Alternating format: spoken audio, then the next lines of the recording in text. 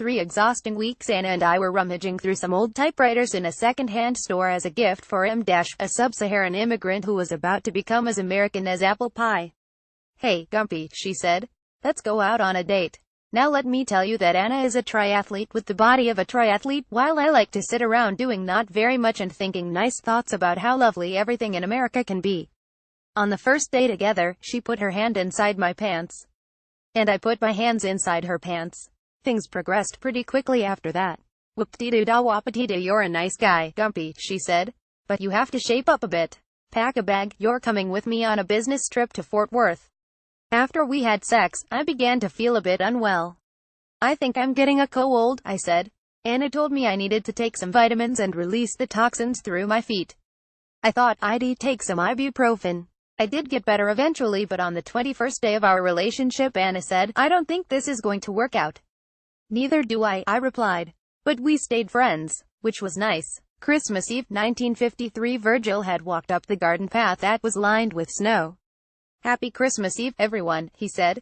"Happy Christmas Eve," his family had replied. Once he had taken his coat off, Virgil got out his old typewriter and got his kids to write their letters to Santa before sending them off to bed.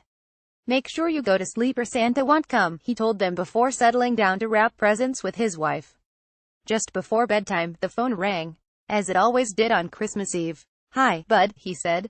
"Would you believe it's 10 years since Christmas Eve, 1944? Actually, it's only 9 years, Private Ryan." Bud and Virgil had landed on the Normandy beach at exactly the same time and had witnessed many of their comrades get killed. Which wasn't nice. They had fought through France together until Christmas Eve 1944 when a shell had blown Virgil's leg off.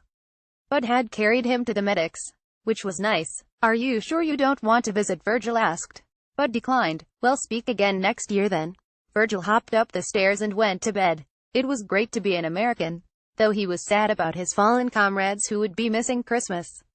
Our Town Today with Hank Fisak. So many rumors here today at the paper. Some people say the Tri-Cities Journal might go digital. But I much prefer typing my column on an old typewriter, which is nice. Alan Bean +4. I can't remember whose idea it was to go to the moon. Almost certainly not mine, as I am a bit dopey. It was probably Anna's, as she is the most driven woman I know. She is a triathlete with the body of a triathlete.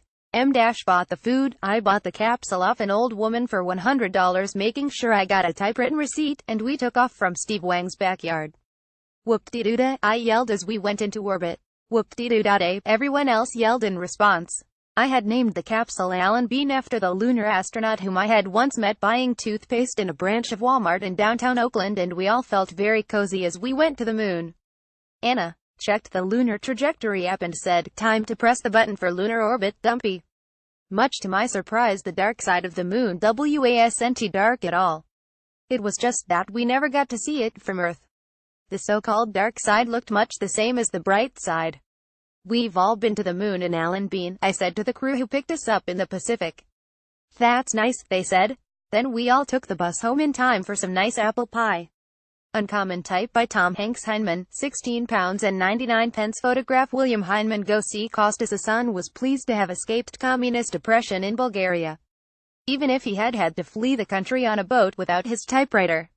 He had worked hard on the boat because he knew that's what American people would expect of him. After he had landed in New York, he had met a fellow refugee who told him a man called Kostas would give him a job in his restaurant.